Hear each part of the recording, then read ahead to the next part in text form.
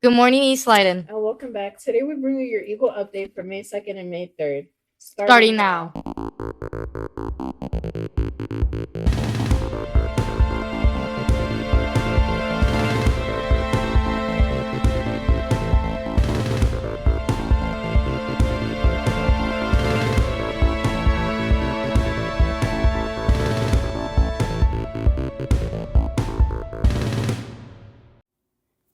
On Monday, April 29th, East and West Liden experienced a Wi-Fi outage throughout periods 1 through 9th, causing disarray in both the students and teachers. The plan today was to be in the library for a database and introduction to research kind of a lesson.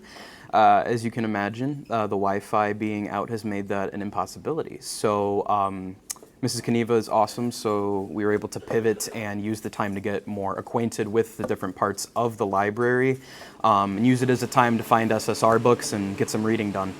Yeah, I mean, especially in the TSI classroom, we log all Chromebooks, forgot Chromebooks, Chromebook repairs. We log it all on a ticketing system that relies on the internet. When the internet is down, we can't film any of those tickets or do any of those tickets, and so we're keeping paper copies of everything that's happening in the room right now, which is causing some problems. They're struggling. Students are used to having internet access all times of the day, so when they don't have it, they really struggle to do anything. It's crazy how much we rely on the internet. I was like, oh, I'll just pull it up on my computer, and then realized, no, I can't pull anything up because my internet's down too. So it's definitely affected our classes. It's made things a little, we've been thinking on the fly a little bit. A little bit of old school teaching going on, yeah. And no music can be listened to. So kids are definitely paying a little more attention because there's nothing else to be paying attention to. And like when we don't have the internet, there's an opportunity to actually communicate with each other and actually talk to each other. So that would be a good option today, I think, for most teachers with no internet, having the internet be down. A lot of us rely on our data, so for those of us that might be using cell phones, it might not make a huge difference, but as far as getting off of the Wi-Fi and the computers, I definitely think taking a little bit of time to disconnect from technology can improve communication and be a good social thing. Monday was a reminder of a time where lessons didn't involve the internet and was a blast from the past for both students and teachers. I mean, there's a benefit of understanding what you can do when the internet is down, right? So when the internet is down, what can you do to be productive? We rely on it so much every single part of the day that when it's down, we don't really know what to do. So, being able to actually be productive without the internet is a good thing. When I made like real money, it was probably like a couple months ago. It was like November, December. I had cut like, what was it, like 10 people, and I was charging like 15, 20 at that time. And I think I made like 250 in a day. Now, and like in the beginning, I didn't have as much clients then than I do now. So I feel like more money is coming in and I'm seeing like more improvement. Like around spring break, when we had spring break, I was taking more clients because we weren't in school, but I was only charging like $40 sets. But there was still money coming in because I was taking like 2 girls a day. So like by the end of the week, I made like 200. First time I made real money, it was the best feeling ever. The first paycheck I ever got for doing Starlights was $950, and I thought I was gonna be a millionaire. Like Daniel, the majority of entrepreneurs get off to a quick start. 13% of entrepreneurs launch their first company when they're 18 years old or younger. What inspired me to start my own business at my age was probably working really long hours at this job that I had. I feel like I was just really drained. I just realized that I wanted to be working for myself, and I love everything that has to do with beauty. I feel like my dad, like he had to like build his business from scratch, and like I feel like it was easy for me because I could just post like stuff on like Instagram and stuff. And then like, especially like because I'm in high school, like my friends would tell their friends. What inspired me the most was my father, but I always seen it on social media, on Instagram, on every platform to be honest, but number one was my father. He started his business in Mexico, and he came to the U.S. to better himself and his family. The fear of failing is a major reason for launching a business at such a young age. 67% of teenagers express this anxiety. That didn't deter Daniel from striving for success. Along with his father, he works as a diesel mechanic at a shop, but he recently launched his own auto repair company, more precisely auto customization, like adding starlights to a car's roof. In the process of launching and running a business, young entrepreneurs encounter numerous challenges and obstacles. Financial difficulties, criticism, age stereotypes, worry, self-doubt, and the host of other concerns are among the challenges they encounter. These kinds of problems would only discourage a young business owner. Yet, they still try to run a successful business and haven't given up. A goal that I have is to open up my own salon, having everything beauty, having, nails, lashes, having other people bring in what they could do. That's just always been a goal for me, and I just want to pursue lashing and, in the beauty industry and stuff. My plans and goals is to one day open up a shop and have people working at my shop, Castellan Customs, have our own LLC business, pay taxes, and just not help myself, but help the economy. I want to go to college for business so I can open up my own shop for nails and then continue on with that and then go into real estate. These young entrepreneurs have worked hard to make their businesses successful and will continue to inspire other young individuals to do the same. Check out their social media if you want to support their small businesses.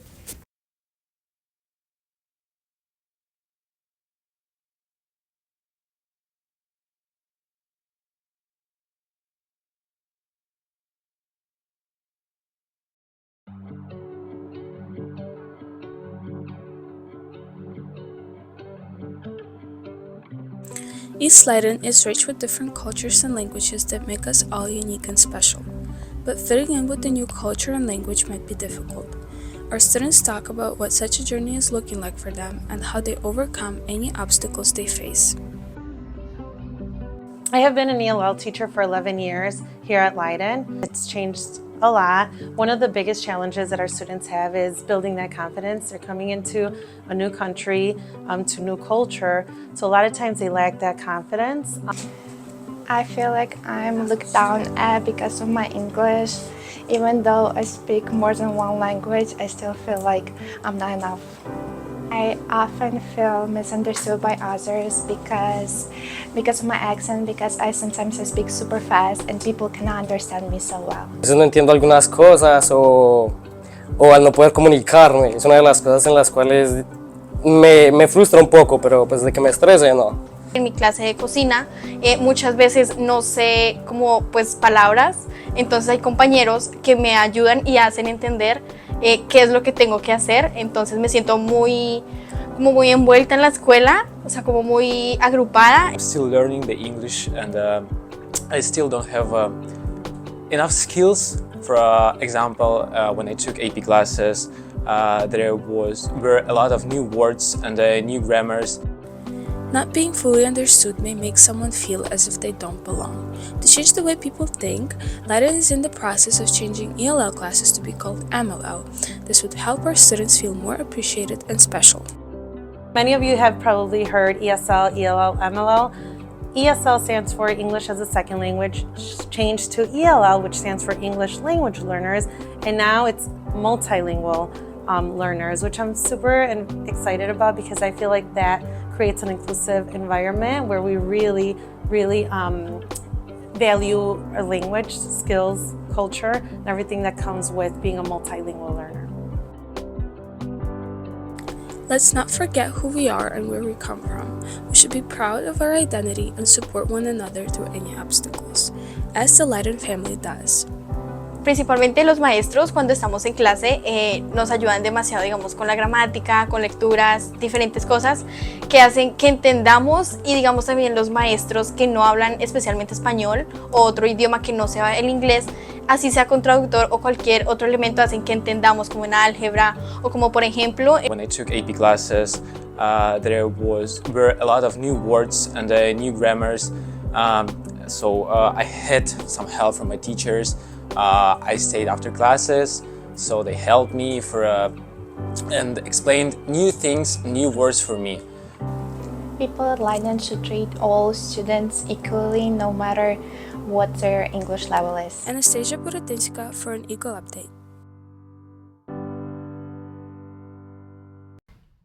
In the past few years, many students feel like Liden has a lack of trust and things to motivate students to come to school. incentives are valuable to students. I think an incentive program for students, whatever the criteria is, works. I'm not quite sure what those incentives should be, but I think it's a great idea. I think it's a 50-50 thing, just because I know that we do have a lot of like attendance like issues and stuff like that.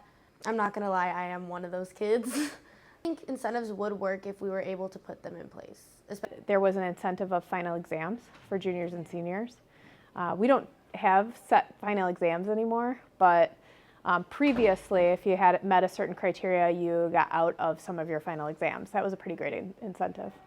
I think that incentives would actually work at Liden. When we went to River Grove, we had like row rewards and stuff that would incentivize us to do better. And I think the same thing we've got at Liden. If you had like a 10th period study hall or like a first period study hall, if you left school like earlier, it would probably motivate kids to do more like their homework, and their attendance rate can go up because we all know how high school attendance rate is. Many schools, just as OPRF, York, and Glenbard, all have incentives to motivate kids to come to school, one of them being open campus. But on the other hand, Liden does not support the idea of open campus and has very few things to motivate kids to come to school. If we had parent approval, or if it was just open for juniors and seniors, I think that would be so much better, especially because we do have restaurants right in front of the school, and that could also be boosting our like small community economy, and I think that would be amazing. Unfortunately, many higher-ups at Liden do not believe you should need incentives to motivate you to come to school, or having the idea of open campus. Well, my question would be, like, why do you need an incentive to come to school, right? Liden has many, many opportunities for students to succeed, almost more opportunities than many, many schools around here. So incentives to come to school, that would actually be an issue with me, just because the amount of opportunities that Liden provides. As a dean, I could tell you what some of my concerns would be. Students never coming back. That would be one of my major concerns. Sometimes when students leave campus, there's a lot of freedom and people make bad decisions, and so that would be my concern as a dean. We hope next year might be different, and Liden will have more ways to motivate students.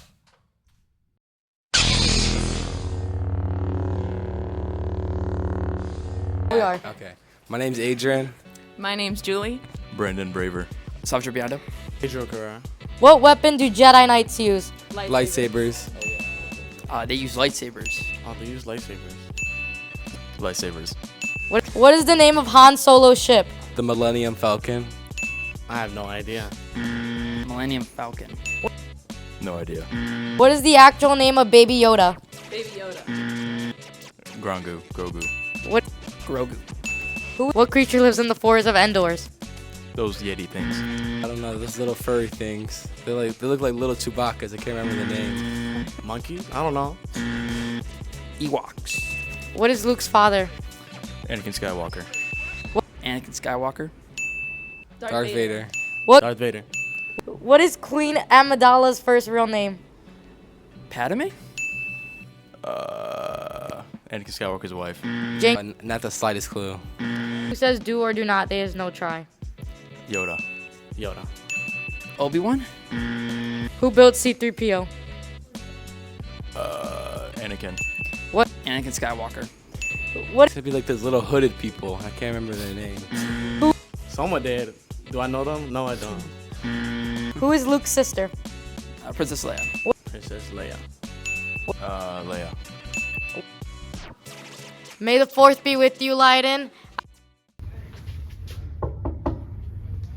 So we're now locking doors in every classroom for a couple of different reasons. So over the course of first semester, we worked with some experts in school safety, and they kind of audited, so they went and looked at all of our things, and one of their number one recommendation was all classroom doors should be locked at all times. We talked to a bunch of area schools and found out that pretty much all the schools in the area are also locking their doors at all times. So we were being recommended by the experts, learning that other schools are doing this, and so for us, we wanted to be proactive and not just respond to a situation, but try to do everything we can to make sure we're as safe as we possibly can be. Liden High School has implemented a new rule. Teachers must keep their doors locked after the bell rings. With the school trying to keep students safe, there are still some problems with how this rule was implemented. Although this rule is new to us, it has been around since the 2000s. This rule has changed a handful of times, one of the main reasons being the Columbine school shooting in 1999, where teachers were forced to open classroom doors and reach around the lock, putting themselves in harm's way as the doors only locked from the outside. Thankfully, a solution was found where a key on either side of the door could lock on the outside while the inside remains unlocked. Dr. Manola has commented to give a better understanding of the new rule. To be very, very honest, it's really in response to any sort of active threat situation that could arise. And all of the data, all of the research, all of the incidents that have happened behind doors that were open. And so schools have implemented having doors locked across the board because if someone wants to do something bad, what the data and the research has shown is if the door is locked, they move on to the next space. And so in spaces where doors are all locked, it really limits potential for really bad things to happen versus having doors that are open. This new rule has caused some irritation among students, especially the upperclassmen who have to get acquainted with this new rule with only weeks before they graduate. I feel like the new rule of locking doors affects us by the teachers getting time taken away from teaching because they have to pause the lesson to open the door. Like most of my teachers already from just first, second period, and third have already had to pause like midway through the lesson. Some students are stuck by getting out of class when things are barricaded or like certain bathrooms are locked because some teachers have a rule. It's like during your passing period, use the bathroom, but all the bathrooms are locked and the ones that are open are all full. So it's hard for students to get into class on time. So I feel like a pro for the doors being locked is it gets students on time, so the kids who are late kind of like realize they need to get to class more on time. We also have gathered information from Student Aid on the new challenges they have to face with the locked doors. When I take passage is either I have to wait for the teacher to unlock the door or a student, and it's always like takes a couple of minutes just for them to get to the door and stop what they're talking about, or it's either that there's a sign on the door that says to slide the pass under, and I feel like how would I ever supposed to know if the student is here or not if the teacher is not grabbing the pass right away under the door? It's just something new that we all have to get used to, just like the magnets were something new we all had to get used to. What makes it difficult for my room in particular is I have this strange little hallway that separates the classroom portion from the door. So it's just that particular feature is gonna make it a challenge, but otherwise it's just something we have to get used to. Hopefully now the student and administration have a better understanding of both sides, where students think that there is a better way of going about the new rule, and the administration taking initiative on wanting to keep all students safe no matter the timeline. This is Mia Corretto signing off. Thank you for watching East Liden. If you have any questions, email Mr. Rossi at jrossi. Yeah.